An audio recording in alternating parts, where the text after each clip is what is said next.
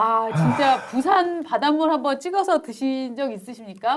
부산 바닷물 굉장히 짜잖아요. 모든 바닷물은 짠데. 엄청 짜죠. 제가 이번에 깨달은 거는 바닷물이 아무리 짜다 한들 중동에서 나는 석유만 할 거냐.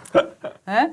짠물 대 이 저 석유의 전쟁이었죠. 그 부산 엑스포 유치가 실패로 돌아갔습니다. 우리나라가 29표를 얻었고 리야드가 그러니까 사우디의 네. 수도죠. 리야드에서 열린다. 이렇게 이제 저 도시별로 이제 이 엑스포는 하고 있으니까 로마도 있었죠. 네네. 119표를 얻어갖고 막 격차가 겁나게 많이 났습니다. 근데 우리 2등 했어요. 로마한테 이겼어요. 아, 그건 또 놀라워요. 최고의 또 인류의 그 문화유산의 그렇죠. 보고 인류 로마한테 이겼어요. 근데 결국 이게 뭘 말해주는 것 같으세요? 저는 결국 세계를 움직이는 거는 돈이다. 네. 저한테는 없는 이 돈의 힘을 정말 이번에 여실히 느꼈습니다. 사실은 그 중동 지역의 이 정세 리스크라든가 여러 가지를 보면 뭐 또 문화적인 여러 태도라든가 특히 이제 여건이 신장이 돼서 전 세계적으로 여성에 대한 처우 개선 등을 요구한 목소리가 높은데도 불구하고 이런 부분에서 상당히 약점이 많은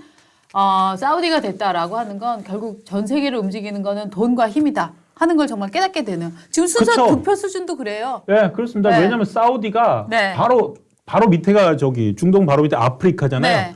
아프리카를 그냥 돈으로 다 도배를 해버렸습니다. 네. 아프리카 국가들 뭐 원조 계획 이런 것들 10조를 해가지고 그렇죠. 아프리카를 도와주겠다. 네. 이거를 바로 이달 초에 발표를 10조 해버렸죠. 달러잖아요. 그렇죠. 10조 원도 아니고 10조 네. 달러. 예. 우리는 어차피 없으니까 이 개념이 저 희미한데 10조와 10조 달러는 1,300배 차이잖아요. 예, 13조, 10조 달러는 아니고 네. 13조 원. 아, 예, 100억 불. 네. 그러니까 뭐냐면은 그 100억 불 13조, 우리나라로 13조를 무상융자하는 그 계획을 네. 바로 발표를 했습니다. 그러니까 그리고 또 이 뭐냐면은 아프리카가 네. 국가가 제일 많아요.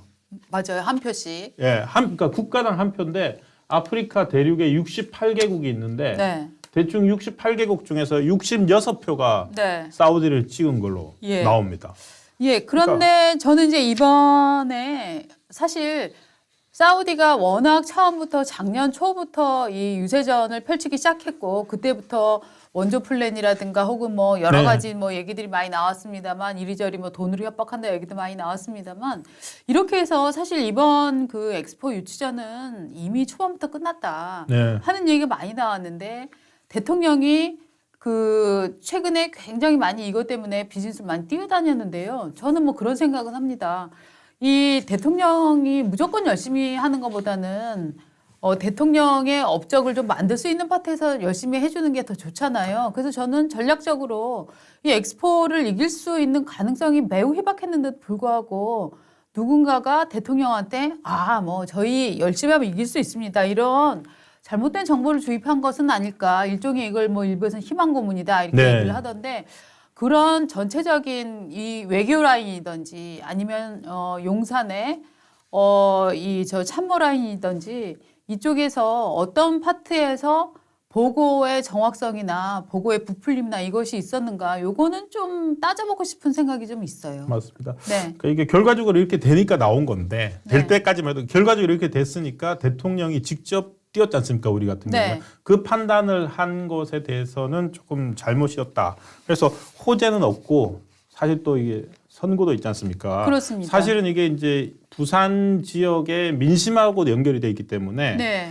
선거에 또 영향을 미치지는 않을까 해서 네. 직전까지 바로 어젯밤까지만 해도 호재가 될 걸로 기대했던 네. 엑스포 유치가 네. 오늘 아침 상황에서 악재로 그러니까 네. 여당과 정부에는 악재가 됐기 때문에 향후 이거를 뭐 좀 다시 잘 관리하는 방안들은 나와야 될 것 같습니다. 저는 사실 악재가 됐다고는 생각을 하지 않아요. 왜냐하면 그럴까요? 네. 엑스포에 대해서 많은 국민들이 엑스포 꼭 유치하고 싶어. 엑스포를 유치하면 우리나라 경제에 엄청 도움이 될 거야. 라고 생각한 국민은 사실 제 주위에는 별로 없었거든요. 그냥 열심히 한다고 하니까 부산이 유치한다고 하고 대통령까지 뛰고 있으니까 잘 되면 좋겠다의 정도였지 이게 무슨 뭐 구군이 달리거나 한 부분은 저는 아니라고 생각을 하거든요. 근데 사실 저는 네. 걱정이 살짝 됩니다. 왜냐하면 네. 이제 그렇지 않아도 지난 국감에서도 네.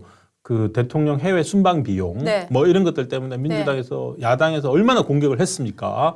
그러면은 이번에 딱 바로 지금 당장 나온 말이 그렇게 돈 쓰고 다니고서 유치 못했네. 아니요. 이러고 그런데 난다니까요. 그럴 거는 아닌 게 이게 실제로 대통령이랑 우리나라 이 재계 총수들이 열심히 뛰어서 이 엑스포 말고 저는 부수적인 효과는 오히려 충분히 거뒀다라고 네, 생각을 네. 하거든요. 중동 지역에서 각종 수주를 대통령이 사실은 그런 거죠. 방문해서 네. 저 얘기를 해왔잖아요. 실제로는 어떻게 보면 저는 큰 명분화는 가져오지 못했지만 대통령이 비즈니스 순방을 통해서 이런저런 경제적인 이익은 많이 획득했다고 보는데요. 네. 예.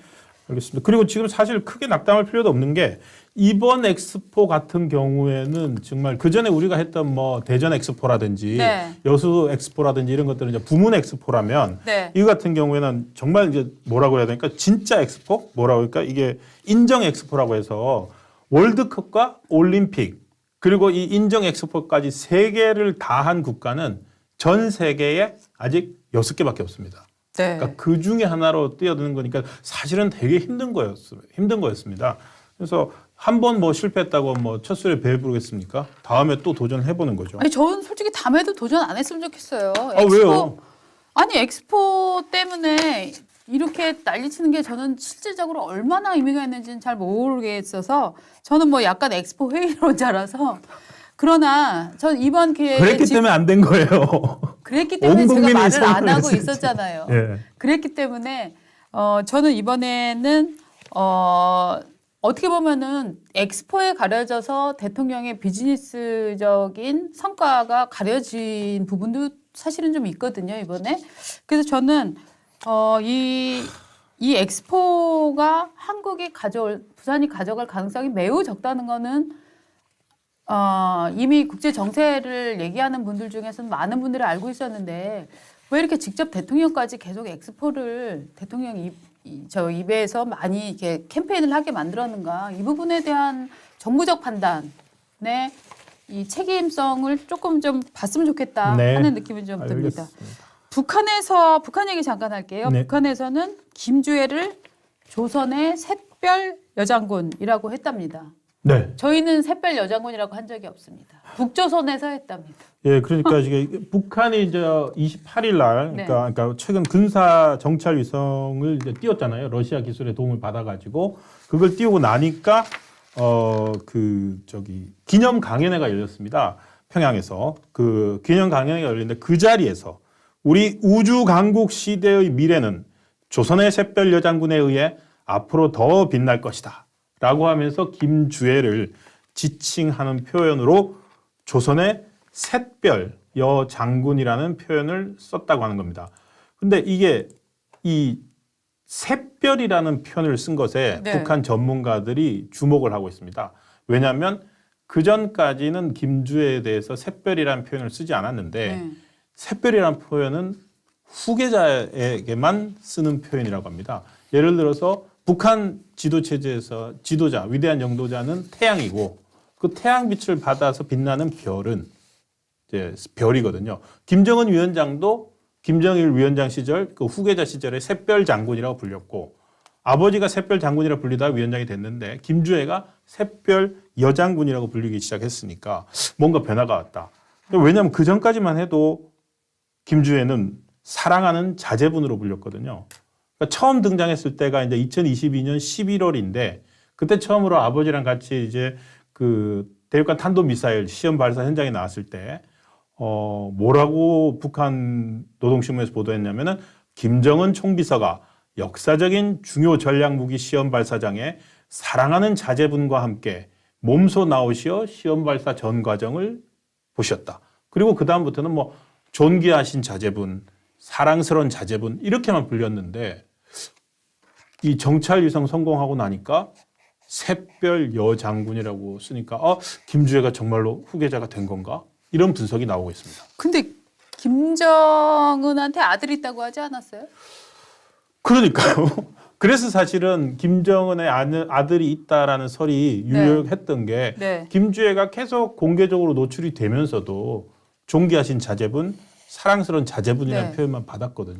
근데 이제 표현이 바뀐 거 아닙니까? 그러니까 국가정보원에서는 지금 2017년에 김 위원장한테 장남이 있다. 네. 김정은에게 장남이 있다. 이렇게 이제 국회 위원회에 보고를 한 상태인데요.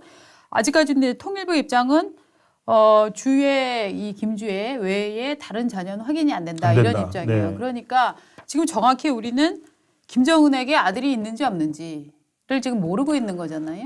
그러니까 네. 이게 참 국정원 대북 정보력에 좀 상당히 문제가 있는 거 아닐까요? 네, 정보력에 상당히 문제가 있고 정말 그 북한이 얼마나 기본 정보조차 꽁꽁 숨기고 있나. 네. 이런 아니 그럼 문재인한테 물어보면 된가? 아니 왜 문재인 대통령도 최근에 모르나? 전 뭐 대통령도? 최근에 뭐 네. 저희는 다루지 않았습니다만 네. 뭐 김강일 쇼에서 다뤘을 것 같은데 네. 그 기간에 국정원 인사 남매 그리고 네. 대통령 저기 순방 다치고 돌아오자마자 네. 국정원장과 1차장, 2차장 다 교체했지 않습니까? 네. 그러면서 1차장, 2차장 된 분들이 이제 북한 정보 전문가들이 됐다고 하는데 사실은 지난 5년 동안 문재인 정부 5년 동안 대북 정보를 네. 담당하는 부서, 대북 정보 담당 라인들이 네. 많이 무너졌다. 그렇습니다. 무너졌을 것이라는 추정들 많이 가능했습니다. 그 소위 말해서 정보는 뭐 휴민트가 제일 중요하다고 하잖아요. 그렇죠. 그 사람을 통해서 얻는 정보들. 네.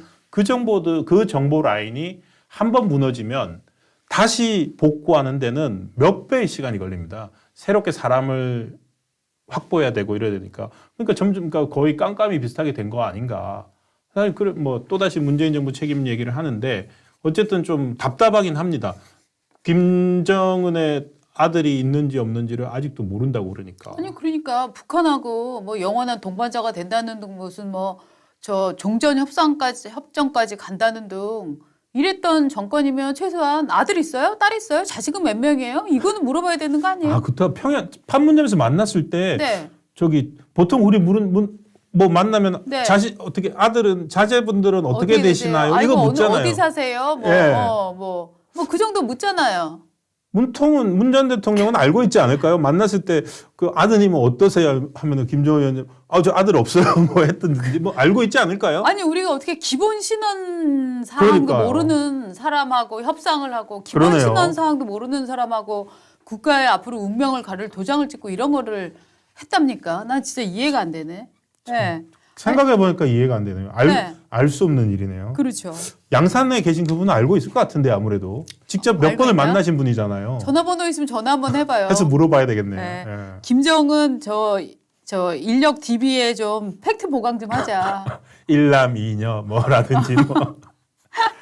아, 참 답답합니다. 네. 그래서 이게 북한에 대한 이런 저거를 저런 식으로 공개된 것에 나오는 뭐 조선의 샛별이니 네. 사랑하는 자제니 네. 이런 걸로만 파악해야 되는 현재 상황이 좀 답답합니다. 네. 자, 저런 봉건주의, 특히 저렇게 얘기가 되는 예. 이유가 여성을 굉장히 폄하하는 이제 봉건주의적 태도가 지금 북한을 지배하고 있는 정서 아닙니까? 예. 근데 저 나라에서도 암컷이라고 누구를 얘기를 하지는 않는 것 같아요, 공식적으로. 그렇죠. 어? 예. 근데 그렇게 지금- 그렇게 연결이 되는군요. 그렇죠. 북한에서도 사람을 암컷이라고 하지는 않죠.